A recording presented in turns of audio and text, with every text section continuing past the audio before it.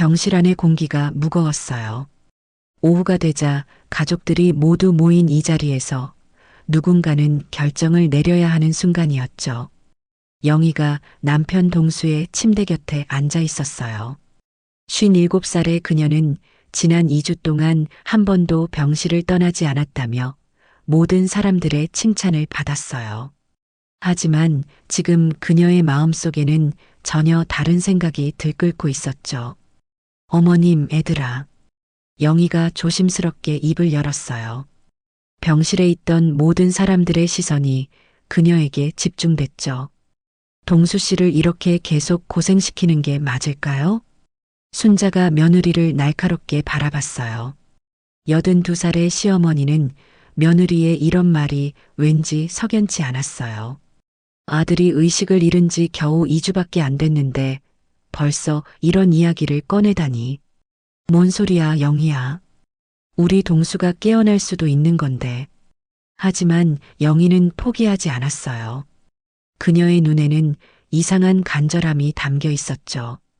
하지만 의사 선생님도 말씀하시잖아요.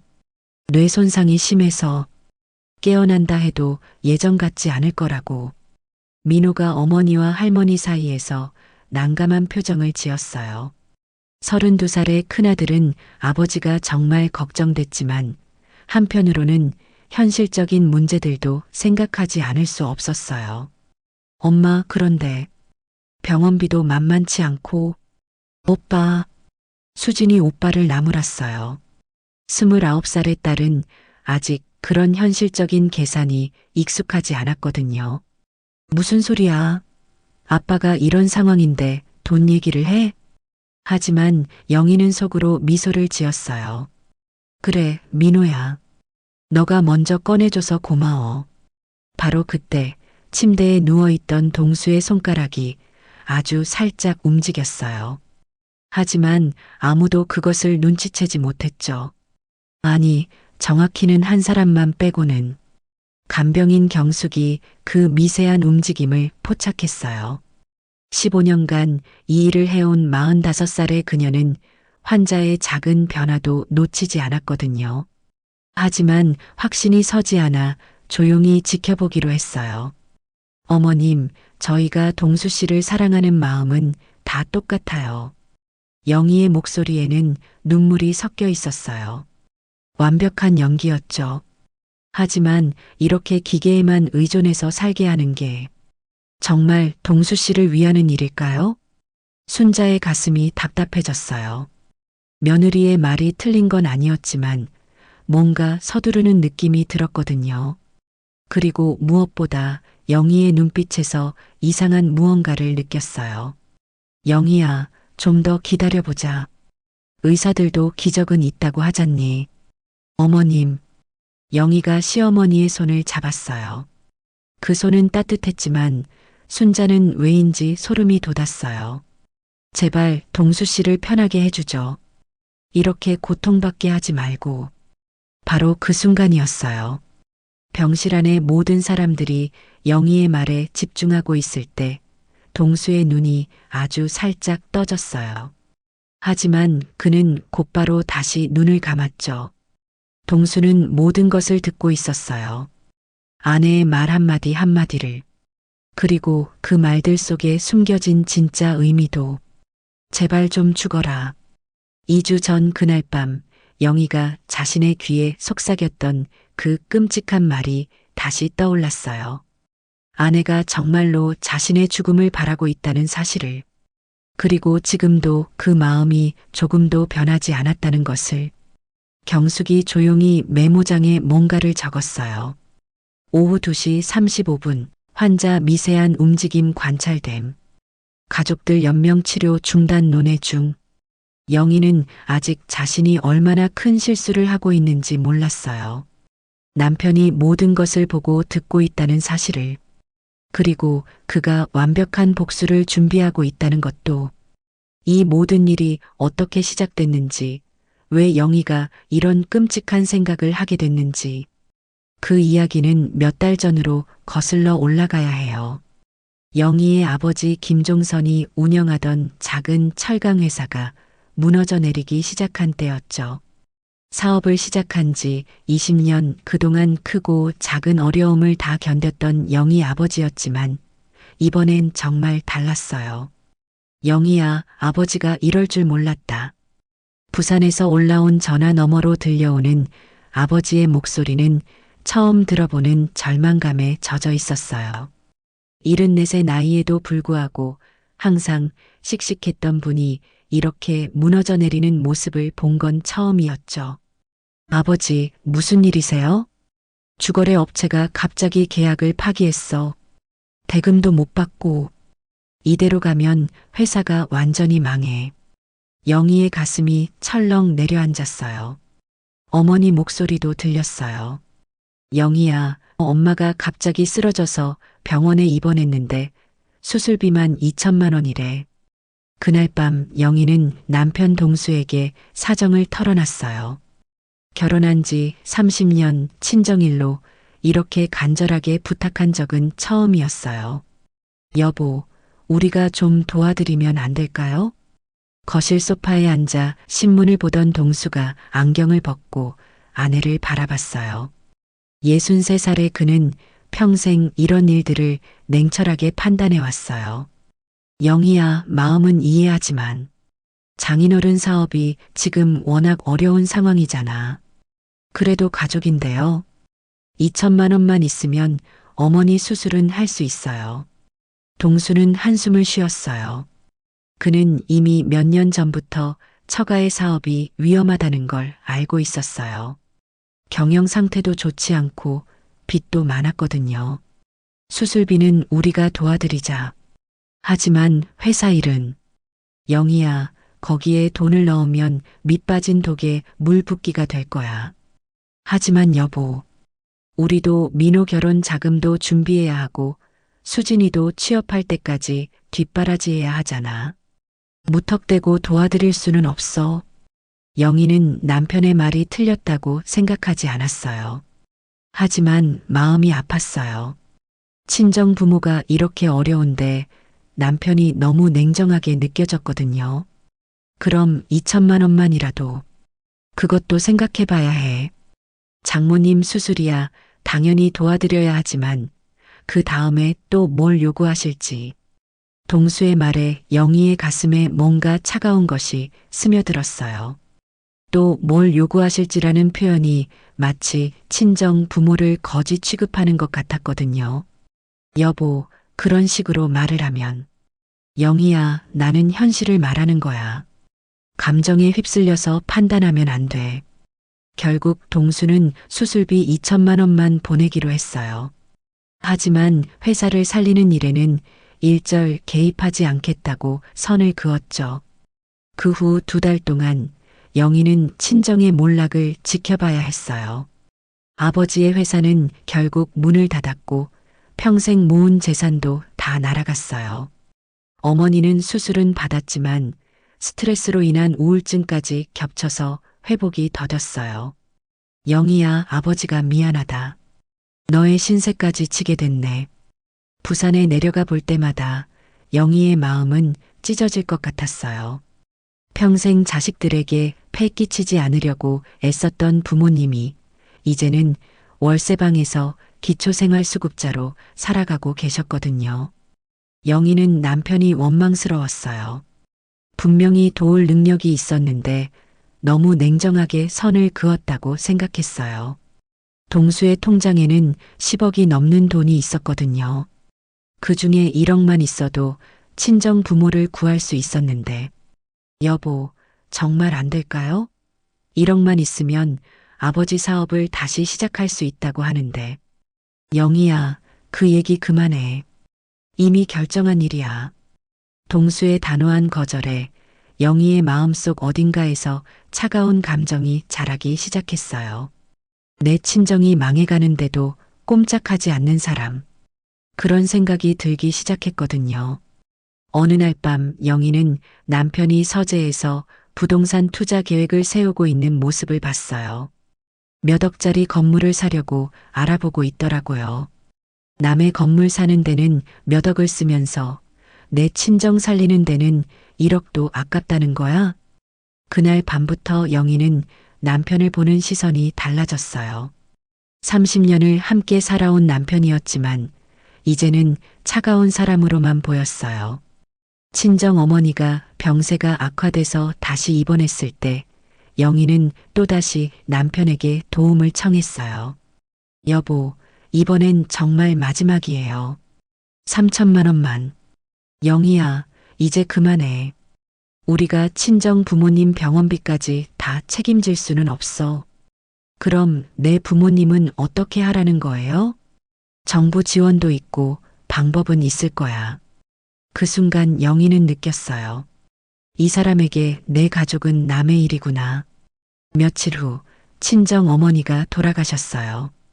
결국 제대로 된 치료를 받지 못한 채로 장례식에서 영희는 남편을 원망스럽게 바라봤어요. 정말 조금만 도와줬으면 어머니를 살릴 수 있었는데 그런 생각이 계속 들었거든요. 언젠가는 똑같이 당해봐야 해. 영희의 마음속에 검은 씨앗이 뿌리를 내렸어요.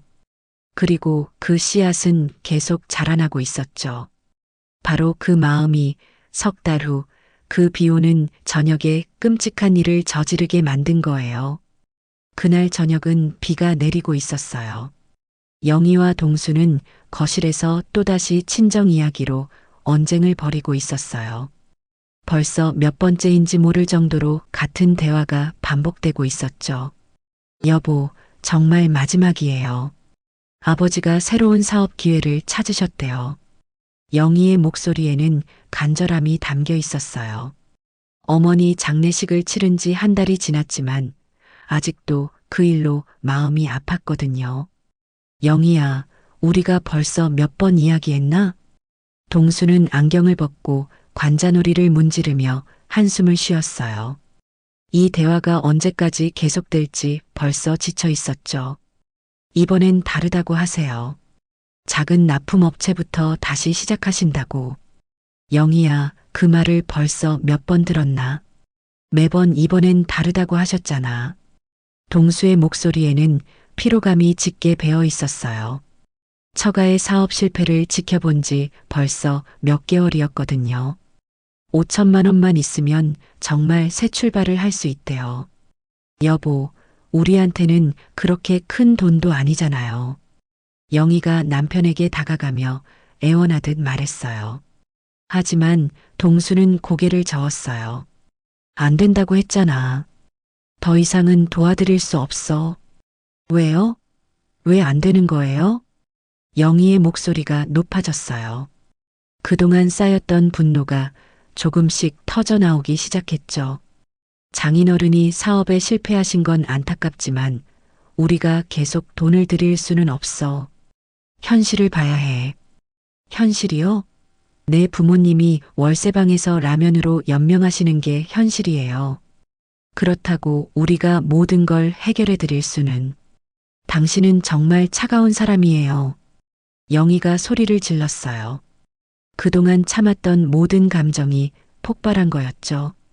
내 어머니가 죽어가는데도 돈 계산부터 하고 지금도 내 아버지가 어떻게 사시는지 관심도 없으면서. 영희야, 진정해. 감정적으로 말하지 말고. 감정적이라고요? 당신이야말로 너무 냉정한 거 아니에요? 영희가 남편을 향해 한 걸음 다가섰어요. 눈에는 분노의 눈물이 맺혀 있었죠. 당신 통장에 10억이 넘게 있으면서 내 가족 살리는 데는 5천만 원도 아까워하다니. 영희야, 그건 우리 노후 자금이고. 노후 자금이요? 내 부모님이 굶어 죽어도 당신 노후가 더 중요하다는 거군요. 동수가 벌떡 일어섰어요. 그도 화가 났거든요. 지금 뭔 소리를 하는 거야? 내가 언제 장인어른 장모님을 무시했나? 무시 안 했다고요? 그럼 지금까지 한 게 뭐예요? 두 사람은 거실에서 서로를 마주보며 서 있었어요. 30년 결혼 생활에서 이렇게 격하게 다툰 적은 처음이었죠. 영희야, 나는 합리적으로 판단하는 거야. 감정에만 휩쓸려서. 합리적이요? 당신 말은 그냥 이기적인 거예요. 영희가 남편을 밀쳤어요. 하지만 동수는 꿈쩍도 하지 않았죠. 내 가족이 이렇게 고생하는데 당신은 자기 돈만 지키려고 하는 거잖아요. 그런 식으로 말하지 마. 동수도 목소리를 높였어요. 그 순간 영희의 마음속에서 뭔가 터졌어요. 정말 미워요. 당신 같은 사람이랑 살고 있는 내가 한심해요. 영희가 거실을 박차고 나가려고 했어요. 하지만 동수가 그녀의 팔을 잡았죠. 영희야, 이렇게 나가지 말고 차근차근 이야기해보자. 손 놔요. 더 이상 당신과 할 말 없어요. 영희가 팔을 뿌리치며 계단으로 향했어요. 동수가 그녀를 따라갔죠. 영희야, 감정적으로 행동하지 말고. 바로 그 순간이었어요. 계단 위에서 돌아선 영희가 남편을 바라봤는데 그 눈빛에는 지금까지 본 적 없는 차가운 분노가 담겨 있었어요. 당신 때문에 내 어머니가 죽었어요. 영희야, 그런 말은 정말 미워요. 정말로. 그 순간 영희의 손이 남편의 가슴을 밀었어요. 강하게. 순간적인 분노에 휩쓸린 행동이었죠. 동수는 비에 젖은 계단에서 균형을 잃었어요. 발이 미끄러지면서 그대로 계단 아래로 굴러떨어졌죠. 쿵, 쿵. 무거운 소리가 연달아 났어요. 영희는 그 순간 정신이 번쩍 들었어요. 자신이 뭘 한 건지 깨달은 거죠. 여보, 여보. 그녀가 계단 아래로 달려 내려갔어요. 동수는 바닥에 쓰러져 있었고 머리에서 피가 나고 있었어요. 여보, 정신 차려요. 여보. 하지만 동수는 의식을 잃은 상태였어요. 영희는 급하게 119에 신고했죠. 사고요. 남편이 계단에서 떨어졌어요. 그날 밤 응급실에서 의사는 심각한 표정으로 말했어요. 뇌출혈이 심합니다. 수술을 해야 하는데 의식을 되찾을지는 장담할 수 없어요. 영희는 그 말을 들으며 복잡한 감정에 휩싸였어요. 후회와 죄책감, 그리고 묘한 안도감까지. 이제 더 이상 친정 이야기로 싸우지 않아도 되겠네.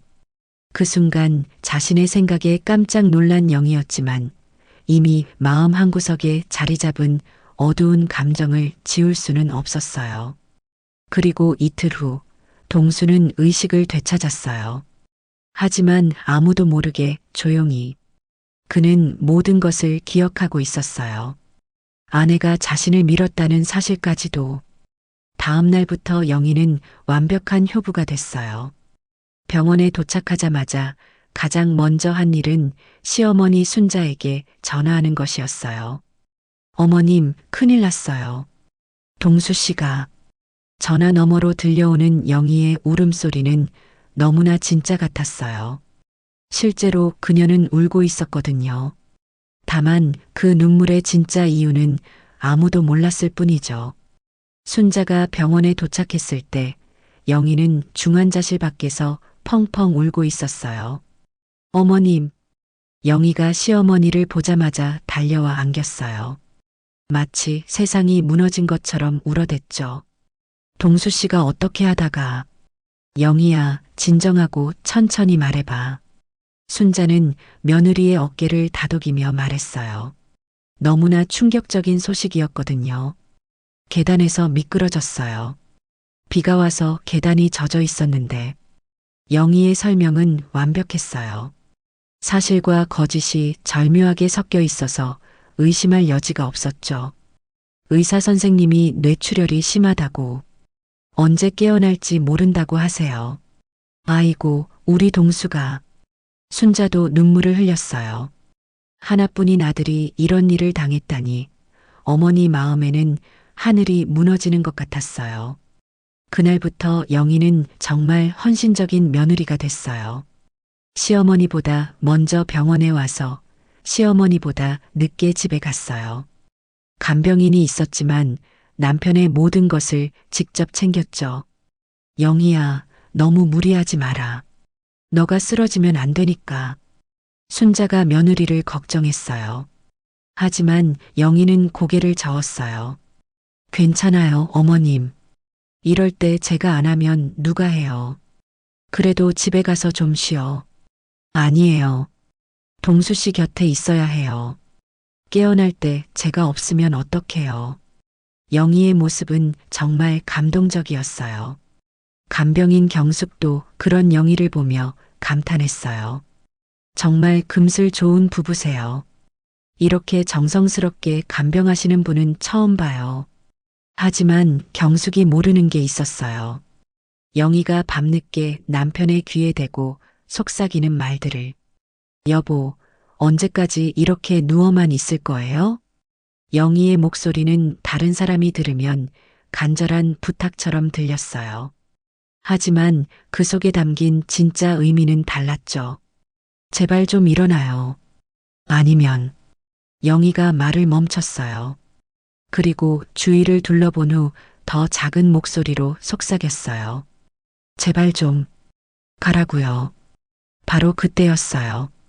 간병인 경숙이 화장실에서 돌아오다가 그 말을 들은 건 하지만 정확히 무슨 말인지는 들리지 않았어요.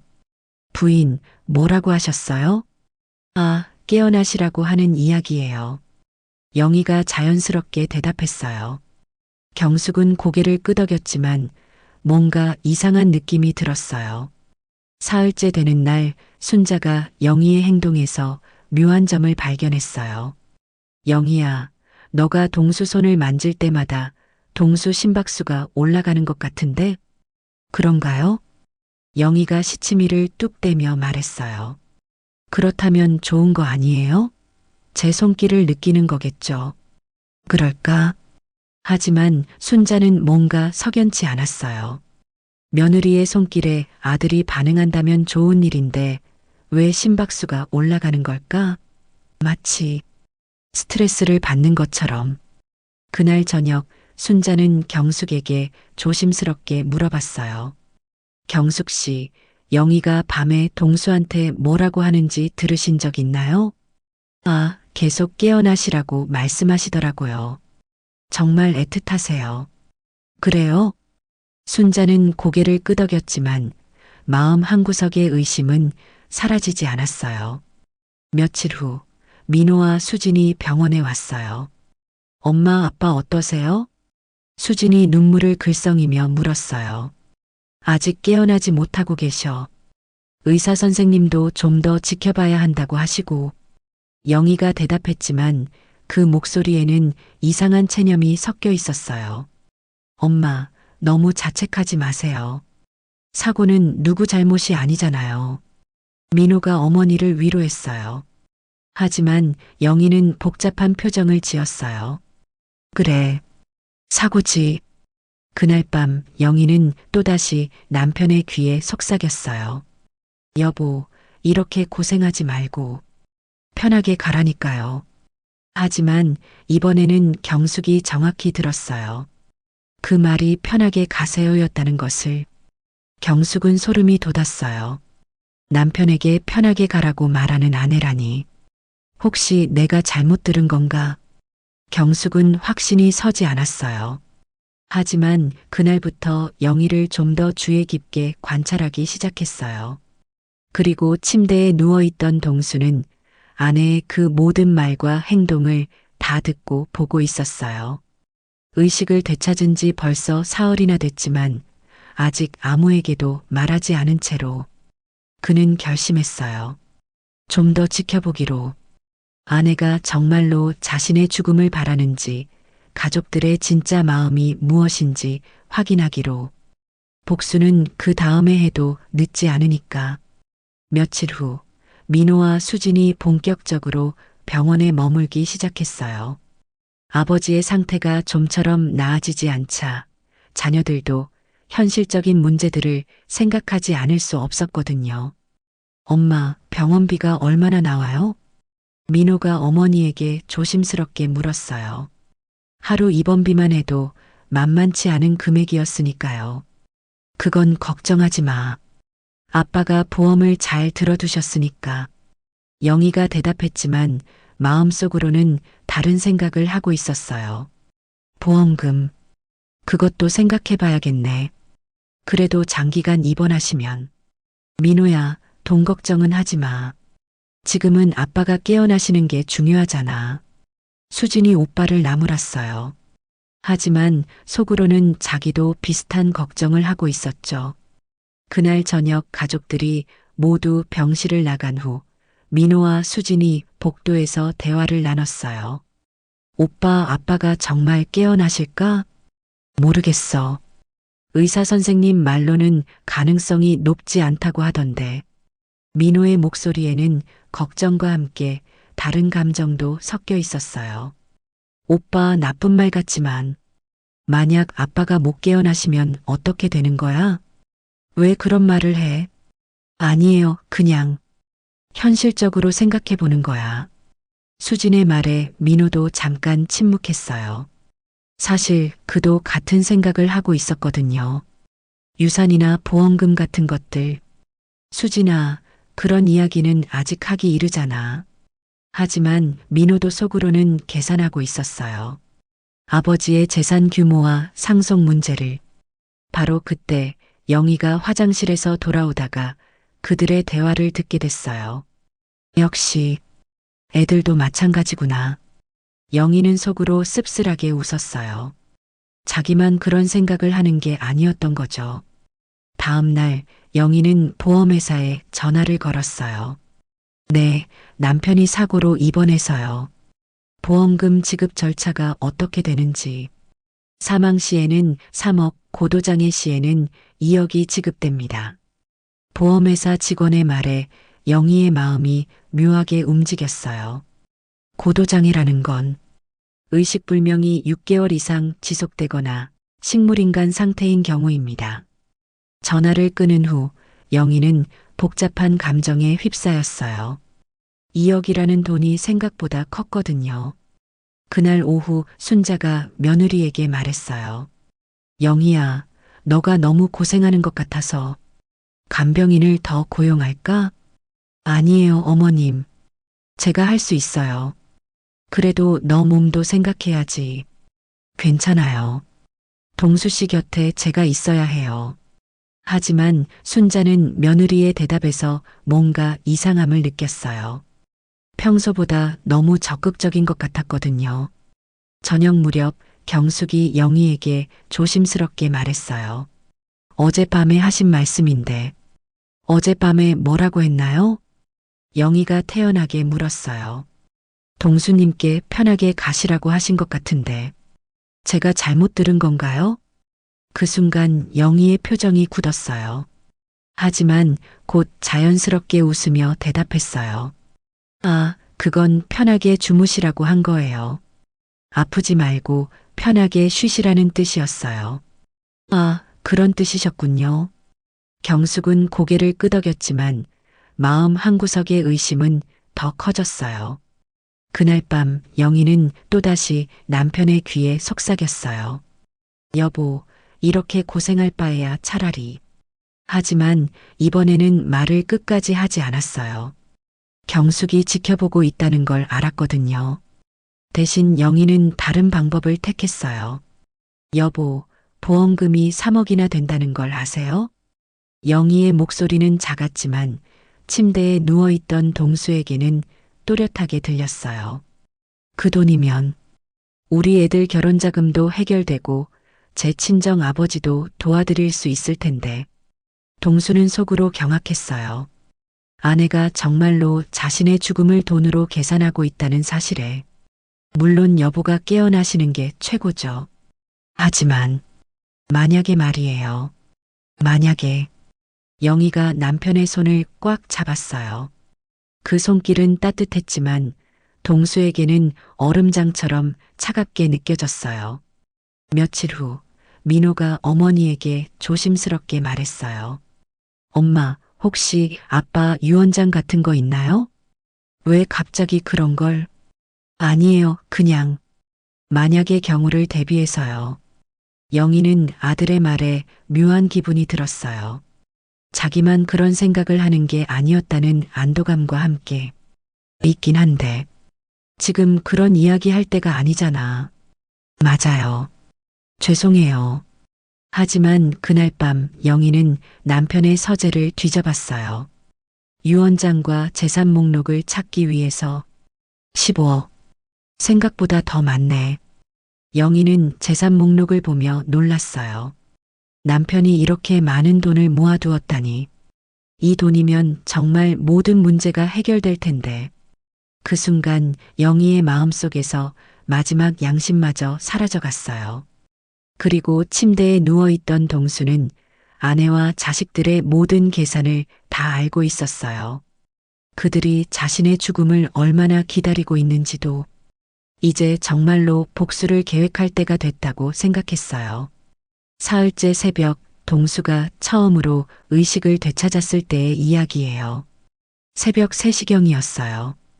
병실은 조용했고 영희는 옆 침대에서 잠들어 있었어요. 간병인 경숙도 잠깐 졸고 있었죠. 동수는 천천히 눈을 떴어요. 처음에는 어디에 있는지도 몰랐어요. 하지만 곧 병원이라는 걸 깨달았죠. 내가 살아있구나. 머리가 아팠지만 의식은 또렷했어요. 그날 밤의 일들이 하나씩 떠올랐어요. 영희와의 싸움, 계단에서의 순간, 그리고 영희가 나를 밀었다. 그 사실을 확실히 기억해냈어요. 아내가 화를 내며 자신을 밀쳤고 그 바람에 계단에서 떨어진 거였어요. 동수는 조용히 주변을 둘러봤어요. 아내는 여전히 잠들어 있었고 간병인도 의자에서 꾸벅꾸벅 졸고 있었어요. 지금 깨어났다고 말해야 하나? 하지만 뭔가 이상한 직감이 들었어요. 조금 더 지켜본 후에 결정해도 늦지 않을 것 같았어요. 동수는 다시 눈을 감고 잠든 척했어요. 다음 날 아침 영희가 깨어나서 남편을 돌보는 모습을 지켜봤어요. 여보, 오늘도 힘든 하루가 시작되네요. 영희의 목소리는 다정했어요. 하지만 동수는 그 속에 숨겨진 다른 감정을 느꼈어요. 언제까지 이렇게 누워만 계실 거예요? 영희가 남편의 이마를 닦아주며 중얼거렸어요. 겉으로는 걱정하는 것 같았지만 그 말투에는 짜증이 섞여 있었어요. 순자가 병실에 들어왔어요. 영희야, 밤새 고생했구나. 괜찮아요, 어머님. 이럴 때 제가 안 하면 누가 해요. 그래도 너무 무리하지 마라. 동수는 어머니와 아내의 대화를 들으며 이상함을 느꼈어요. 영희의 헌신이 너무 과도한 것 같았어요. 오후에 민호와 수진이 왔어요. 아빠 어떠세요? 아직 깨어나지 못하고 계셔. 영희의 대답에서 동수는 묘한 아쉬움을 느꼈어요. 마치 자신이 깨어나지 않기를 바라는 것 같았어요. 의사 선생님은 뭐라고 하세요? 좀 더 지켜봐야 한다고 하시네. 뇌 손상이 생각보다 심해서. 영희는 의사의 말을 전하면서도 왠지 만족스러워하는 것 같았어요. 그날 저녁 정말 충격적인 일이 벌어졌어요. 가족들이 모두 나간 후 영희가 남편의 귀에 대고 속삭인 거예요. 여보, 제발 좀 죽어라. 동수는 귀를 의심했어요. 아내가 정말로 그런 말을 했나? 내가 얼마나 고생하는 줄 알아? 이렇게 계속 누워만 있지 말고.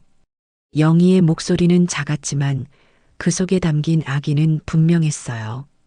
보험금도 있고 그 돈이면 모든 게 해결될 텐데. 동수는 온몸에 소름이 돋았어요. 30년을 함께 산 아내가 자신의 죽음을 바라고 있다니. 그날 밤 내내 동수는 잠들 수 없었어요. 분노와 배신감, 그리고 깊은 절망감이 밀려왔어요. 정말로 나를 죽이려고 하는 건가? 며칠 더 지켜본 결과 동수의 의심은 확신으로 바뀌었어요. 영희는 매일 밤 같은 말을 반복했어요. 죽으라고, 편하게 가라고, 그리고 보험금과 재산 이야기를. 민호와 수진도 마찬가지였어요. 겉으로는 아버지를 걱정하는 척했지만 속으로는 상속 문제를 계산하고 있었어요. 내 가족이 이런 사람들이었나? 동수는 절망했어요. 하지만 동시에 차가운 분노도 생겨났어요. 일주일째 되는 날, 동수는 중요한 결정을 내렸어요. 좀 더 지켜보자. 얼마나 더 추악해질 수 있는지. 그리고 그때가 되면 완벽한 복수를 하기로 했어요. 동수는 이미 몇 년 전부터 준비해둔 것들이 있었어요. 가족들의 탐욕을 경계해서 변호사와 상의해둔 재산 처리 방법들. 김 변호사한테 연락해야겠어. 동수는 마음속으로 계획을 세웠어요. 의식이 있다는 걸 들키지 않으면서 변호사와 연락할 방법을. 다행히 간병인 경숙이 의심스러워하고 있다는 걸 알았어요. 그녀가 증인이 될 수 있을 거였어요. 그리고 시어머니 순자도 며느리를 의심하기 시작했다는 것도 파악했어요. 모든 증거를 수집하자. 완벽하게. 동수는 복수를 위한 치밀한 계획을 세우기 시작했어요. 며칠 후 기회가 왔어요. 경숙이 잠깐 자리를 비운 사이 동수는 조심스럽게 눈을 떴어요. 침대 옆에 있던 영희의 휴대폰을 이용해서 김 변호사에게 문자를 보냈어요. 의식 회복, 비밀 유지, 재산 처리 계획 실행 준비, 그리고 곧바로 휴대폰을 원래 자리에 놓고 다시 의식 없는 척 했어요. 김 변호사로부터 답장이 왔어요. 알겠습니다. 모든 준비 완료. 신호 주시면 즉시 실행하겠습니다. 동수는 속으로 미소를 지었어요. 영희야, 너가 내 죽음을 그렇게 바란다면 너의 인생이 끝나는 걸 보여주마. 그리고 그는 완벽한 타이밍을 기다리기 시작했어요. 가족들이 자신의 연명치료 중단을 논의하는 그 순간을. 그때가 되면 모든 걸 공개하고 완벽한 복수를 시작할 거였어요. 열흘 정도 지나자 가족들 사이에서 무거운 이야기가 오가기 시작했어요.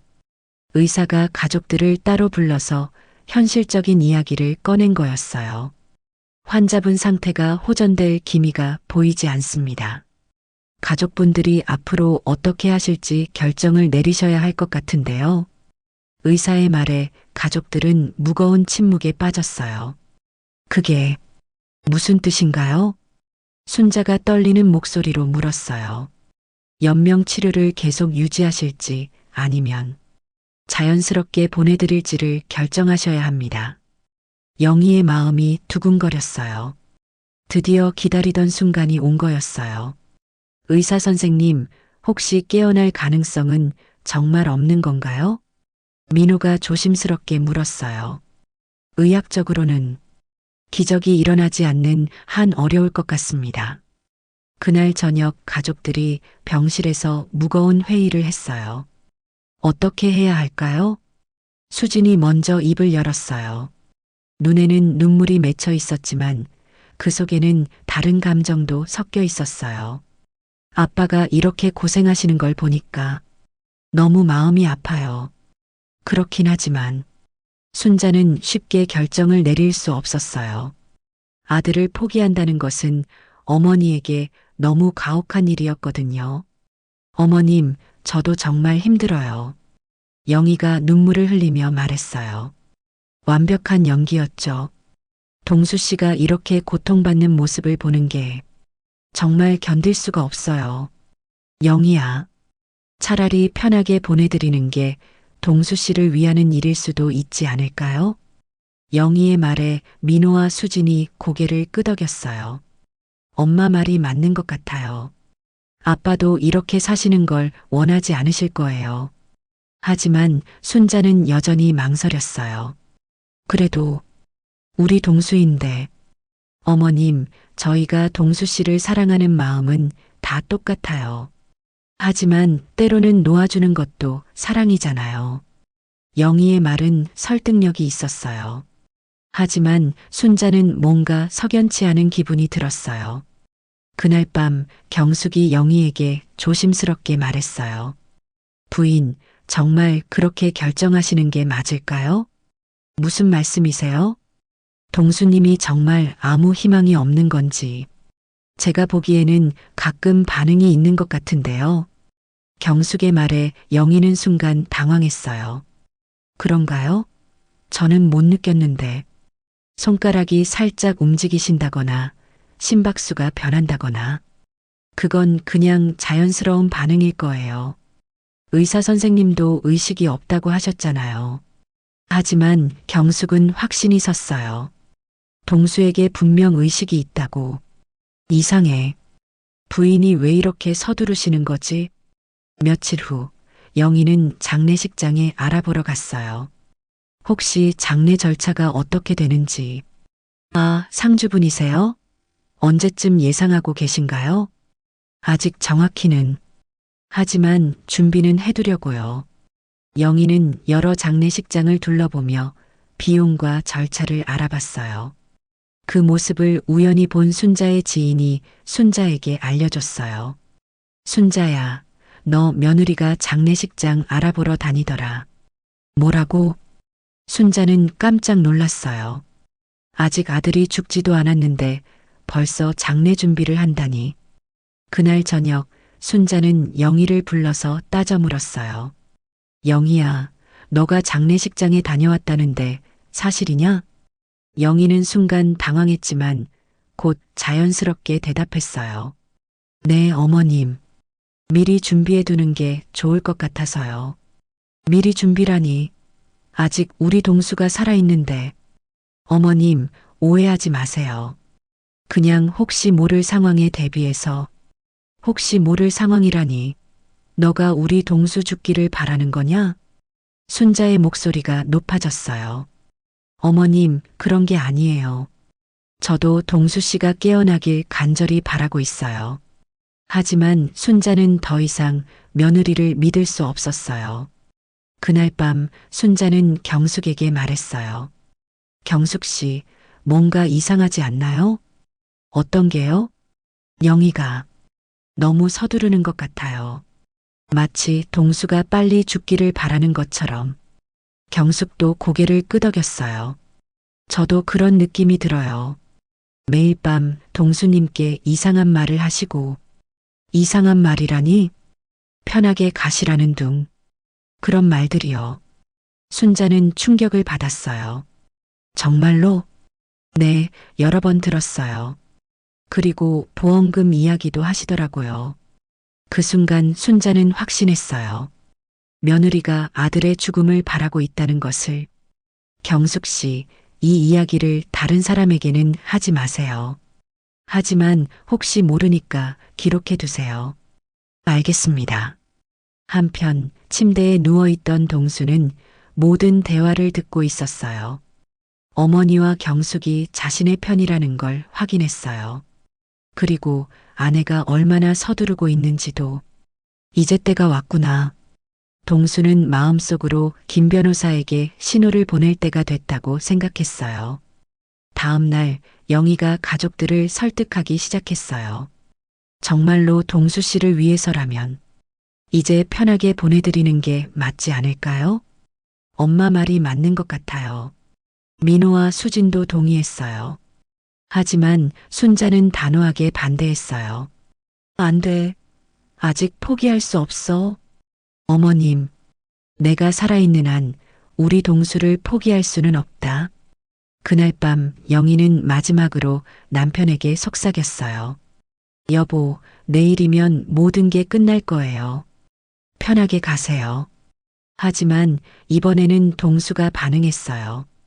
아주 살짝 손가락을 움직인 거였어요. 영희는 그것을 눈치채지 못했지만 경숙은 확실히 봤어요. 내일 뭔가 일어날 것 같은데. 경숙은 불안한 마음으로 밤을 지새웠어요. 그리고 동수는 마침내 결정했어요. 내일 모든 것을 끝낼 때가 왔다고. 그 다음 날 오후 병실에는 온 가족이 모여 있었어요. 영희가 연명치료 중단을 제안하고 순자가 반대하고 민호와 수진이 망설이고 있던 바로 그 순간 말이에요. 어머님, 제발 동수 씨를 편하게 해드리자고요. 영희의 간절한 목소리가 병실에 울려 퍼졌어요. 안 돼, 영희야. 아직 포기할 수 없어. 순자가 단호하게 말했어요. 하지만 영희는 포기하지 않았어요. 어머님, 동수 씨도 이런 상태로 사는 걸 원하지 않으실 거예요. 그래도 바로 그때였어요. 그럼 나에게 직접 물어봐. 낮고 차분한 남자 목소리가 병실에 울려 퍼졌어요. 모든 사람들이 깜짝 놀라 동수를 바라봤어요. 그는 침대에서 천천히 상체를 일으키고 있었거든요. 동수 씨, 영희가 비명을 질렀어요. 하지만 그 비명은 기쁨이 아니라 공포에서 나온 것이었어요. 아들아, 순자가 눈물을 터뜨리며 달려왔어요. 어머니, 동수가 차분하게 어머니를 맞았어요. 하지만 그의 눈빛은 차가웠어요. 아빠, 민호와 수진도 놀라서 아버지에게 다가왔어요.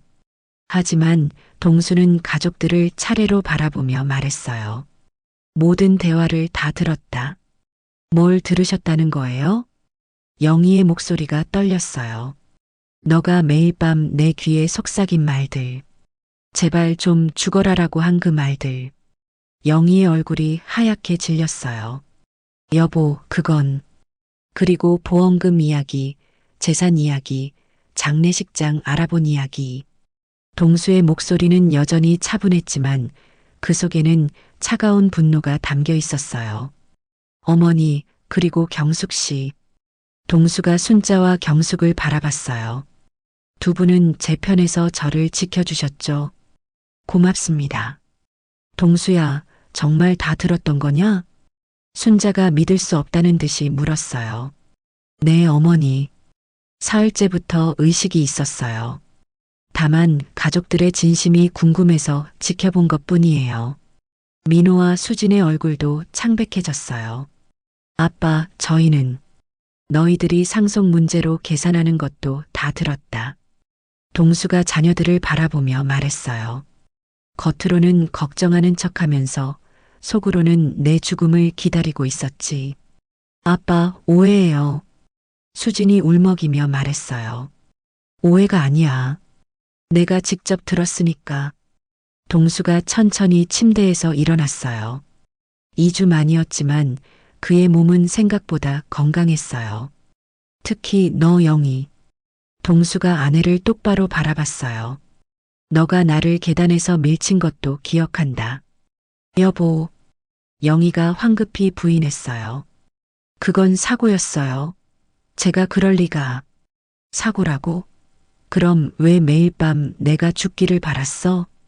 동수의 질문에 영희는 대답할 수 없었어요. 경숙 씨. 동수가 간병인을 불렀어요. 제가 부탁한 대로 모든 것을 기록해 두셨나요? 네, 동수님. 모든 대화와 행동을 날짜별로 기록해 뒀습니다. 경숙이 메모장을 꺼내며 말했어요. 영희는 그제야 모든 것이 계획된 함정이었다는 걸 깨달았어요. 여보, 제발 오해하지 마세요. 저는 정말 오해? 동수가 차가운 웃음을 지었어요. 그럼 이것도 오해인가? 동수가 휴대폰을 꺼내서 무언가를 재생했어요. 영희의 목소리가 또렷하게 들려왔어요. 제발 좀 죽어라. 보험금 3억이면 모든 게 해결될 텐데. 이건 언제? 영희가 경악했어요. 경숙 씨가 녹음해 두신 거야. 증거로. 모든 가족들이 충격에 빠졌어요. 영희의 진짜 모습이 적나라하게 드러난 거였어요. 이제 알겠지? 내가 왜 죽은 척을 했는지. 동수가 가족들을 차례로 바라보며 말했어요. 나를 진심으로 사랑하는 사람이 누구인지, 내 죽음을 바라는 사람이 누구인지 확인하고 싶었거든. 아들아. 순자가 눈물을 흘리며 아들을 껴안았어요. 어머니만 끝까지 저를 지켜주셨어요. 고맙습니다. 하지만 동수의 눈은 여전히 차가웠어요. 이제 진짜 장례식을 치를 때가 됐어. 무슨 소리예요? 영희가 떨리는 목소리로 물었어요.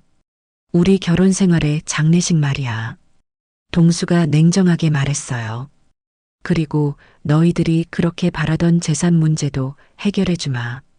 동수의 말에 온 가족이 긴장했어요. 이제 진짜 복수가 시작될 차례였어요. 그날 저녁 동수는 가족들을 거실에 모이게 했어요. 퇴원 수속을 마치고 집으로 돌아온 후 이제 모든 것을 정리할 시간이었어요. 다들 앉아. 동수의 목소리는 차분했지만 그 속에는 지금까지 본 적 없는 냉기가 서려 있었어요. 영희는 소파 한쪽 끝에 웅크리고 앉아 있었어요. 민호와 수지는 어쩔 줄 몰라 하며 아버지를 바라봤죠. 먼저 영희, 너부터 얘기하자. 동수가 아내를 똑바로 바라보며 말했어요. 너가 나를 계단에서 밀친 이유를 말해봐. 여보, 정말 그건 사고였어요. 사고라고? 동수가 서류 뭉치를 테이블에 놓았어요. 경찰에 의뢰해서 받은 거지. 영희의 얼굴이 더욱 하얗게 질렸어요. 영상을 보면 너가 나를 의도적으로 밀친 게 확실히 나와. 사고가 아니라 고의였어. 여보. 그리고 이건 너가 장례식장 알아본 기록들이야. 동수가 또 다른 서류를 꺼냈어요. 내가 의식불명 상태였을 때 무려 3곳의 장례식장을 다녔더구나. 참 부지런했어. 영희는 더 이상 변명할 수 없었어요. 그런데 정말 궁금한 게 있어. 왜 그랬어? 30년을 함께 살았는데 왜 갑자기 내 죽음을 바라게 됐을까? 동수의 질문에 영희는 한참을 침묵했어요. 그러다 마침내 입을 열었어요. 내 친정을 망하게 한 건 당신이야. 뭐라고? 어머니가 돌아가셨을 때도, 아버지가 사업에 실패했을 때도 당신은 냉정하게 외면했잖아. 영희의 목소리에 오랫동안 쌓였던 원망이 터져나왔어요. 내 가족이 그렇게 어려웠는데 당신은 자기 돈만 지키려고 했어. 그래서 나를 죽이려고 했다는 거야? 죽이려고 한 게 아니야. 그냥 순간적으로. 순간적으로? 동수가 다른 서류를 꺼냈어요. 그럼 이것도 순간적이었나? 너가 인터넷에서 검색한 기록들 말이야. 영희가 깜짝 놀랐어요. 남편 사고사 보험금, 연명치료 중단 방법, 자연사로 만드는 법. 이런 것들을 검색한 게 순간적이었다고? 영희는 완전히 말문이 막혔어요.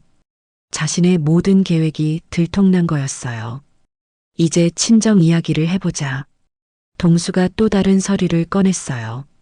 이건 장인어른 회사 부도 당시 내가 변호사를 통해 조사한 자료야. 뭘 조사했다는 거예요? 장인어른이 부도난 진짜 이유를 말이야. 동수가 서류를 펼쳐 보였어요. 장인어른이 사업 자금으로 받은 돈을 주식 투자에 몰빵하셨더구나. 그것도 한 번이 아니라 여러 번. 영희의 눈이 커졌어요. 그리고 그 과정에서 회사 직원들 월급까지 손을 댔고, 그래서 주거래 업체가 계약을 파기한 거야. 그럴 리가. 여기 다 나와 있어. 장인어른은 사업 실패가 아니라 도박으로 망한 거야. 동수의 말에 영희는 충격에 빠졌어요. 그리고 이것도 봐. 동수가 통장 내역을 보여줬어요. 내가 장모님 수술비 2천만 원 보낸 후에도 추가로 5천만 원을 더 보냈어. 너가 모르게. 뭐라고요? 너가 그렇게 원망했던 냉정한 남편이 사실은 친정에 총 7천만 원을 도와줬다는 거야. 영희는 믿을 수 없다는 듯이 통장을 바라봤어요. 왜 말 안 했어요? 너가 알면 더 달라고 할 게 뻔했으니까. 그리고 장인어른의 자존심도 생각해서. 동수의 말에 영희는 완전히 무너졌어요. 자신의 원망이 모두 오해였다는 걸 깨달은 거죠. 그래서 더 배신감이 커. 내가 나름대로 도움을 줬는데 넌 나를 악인으로 만들어서 죽이려고 했으니까. 이제 민호와 수진 차례였어요. 너희들도 마찬가지야. 동수가 자녀들을 바라봤어요. 아버지가 죽으면 얼마나 상속받을지 계산하고 빨리 죽기를 바랐지. 아빠, 저희는. 민호야, 너가 결혼자금 때문에 고민하는 건 알고 있어. 그리고 수진아, 너도 취업 스트레스로 힘들어하는 것도. 동수가 또 다른 서류를 꺼냈어요. 하지만 이미 너희 명의로 각각 5천만 원씩 적금을 해놨어. 결혼자금, 취업준비 자금으로. 자녀들이 깜짝 놀랐어요. 내가 살아서 주려고 준비한 거야. 그런데 너희는 내가 죽어야 받을 수 있다고 생각했지. 민호와 수지는 고개를 들 수 없었어요. 이제 결론을 내릴 때가 됐어. 동수가 마지막 서류를 꺼냈어요. 이건 내 유언장이야. 오늘 새로 작성한 거지. 가족들이 긴장했어요. 영희, 그리고 민호, 수진. 너희들은 내 재산에서 단 한 푼도 받을 수 없게 됐어. 여보, 모든 재산은 어머니께 드리고 나머지는 사회에 기부할 거야. 동수가 냉정하게 말했어요.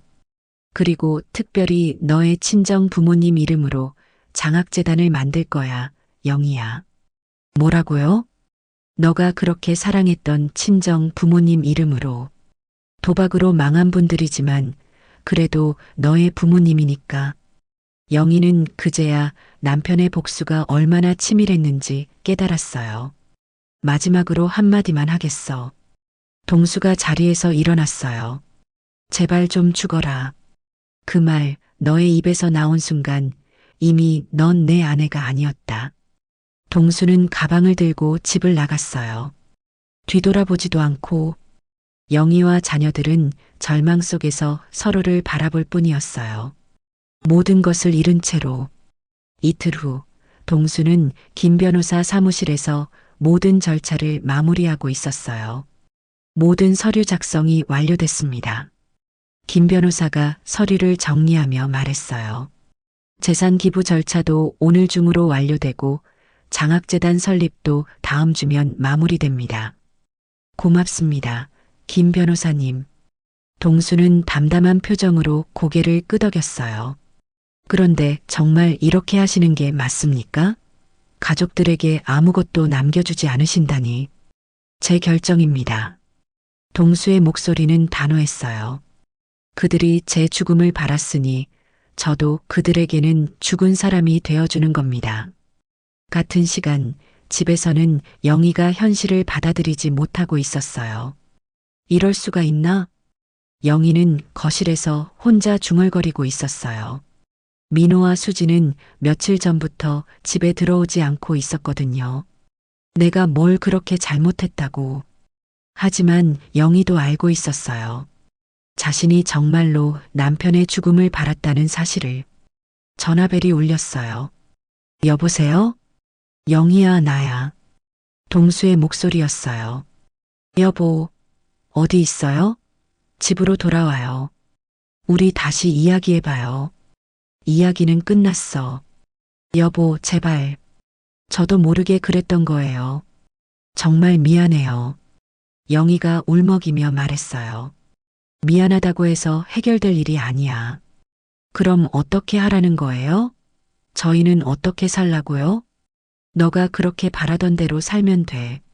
나 없이. 여보, 한 가지만 알려줄게. 오늘부터 집 명의도 사회에 기부됐어. 한 달 안에 나가야 해. 영희는 전화기를 떨어뜨릴 뻔했어요. 뭐라고요? 너가 그렇게 사랑했던 친정 부모님 묘소는 내가 이장해드렸어. 좋은 곳으로. 동수의 말에 영희는 더욱 혼란스러워했어요. 그리고 장인어른께 말씀드렸어. 딸이 어떤 일을 저질렀는지. 여보, 그러지 마요. 장인어른이 뭐라고 하시는지 알아? 내가 딸을 잘못 키웠네라고 하시더라. 영희의 가슴이 무너져 내렸어요. 이제 정말 끝이야, 영희야. 전화가 끊어졌어요. 그날 저녁 민호와 수진이 집에 왔어요. 엄마, 우리 이제 어떻게 해요? 수진이 울먹이며 물었어요. 모르겠어. 정말 모르겠어. 영희도 눈물을 흘렸어요. 아빠가 정말 우리를 용서 안 해주실까요? 민호가 희망적으로 말했어요. 안 될 거야. 아빠는 배신을 절대 용서하지 않는 분이거든. 영희가 절망적으로 대답했어요. 그럼 우리는 정말. 그래, 이제 정말 가진 게 아무것도 없어.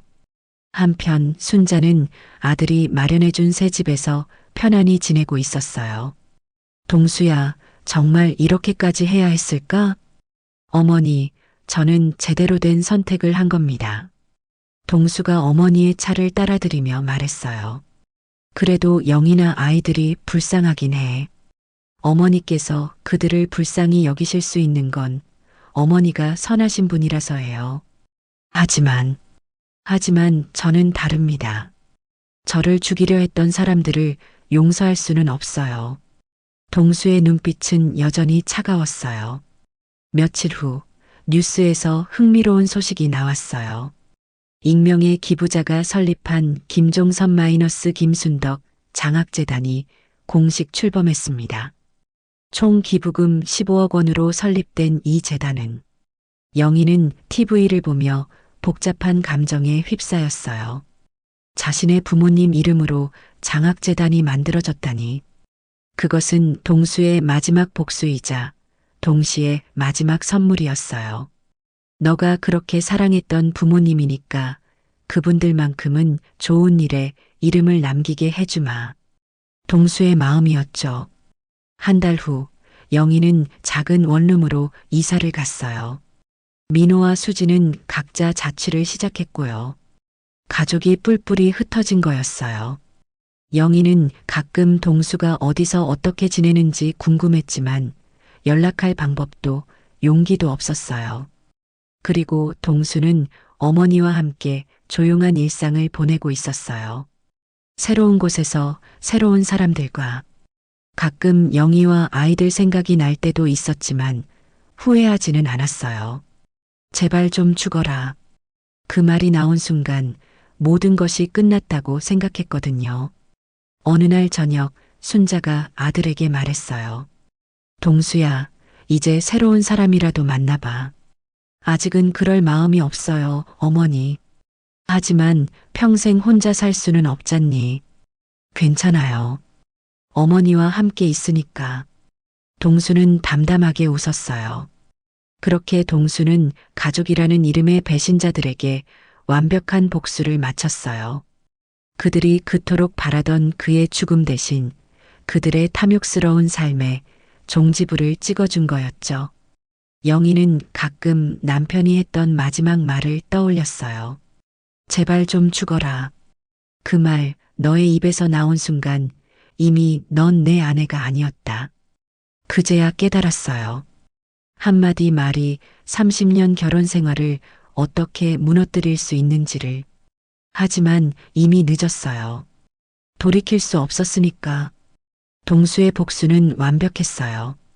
그리고 영희 일가는 영원히 그 대가를 치르며 살아가야 했어요. 욕심이 부른 비극의 끝이었어요. 때로는 한마디 말이 평생을 좌우하기도 해요. 영희가 남편에게 속삭인 제발 좀 죽어라라는 그 한마디가 30년 결혼 생활을 완전히 무너뜨렸듯이 말이에요. 우리는 가족이라는 이름으로 때로는 너무 쉽게 상처를 주기도 하고 당연하다고 생각했던 사랑을 소홀히 하기도 하죠. 하지만 진짜 소중한 건 눈에 보이는 재산이 아니라 서로를 진심으로 아끼는 마음이 아닐까요? 영희는 친정에 대한 사랑 때문에 남편을 원망하게 됐지만 정작 남편은 조용히 뒤에서 도움을 주고 있었어요. 서로의 진심을 제대로 알지 못했던 게 이 모든 비극의 시작이었던 거죠.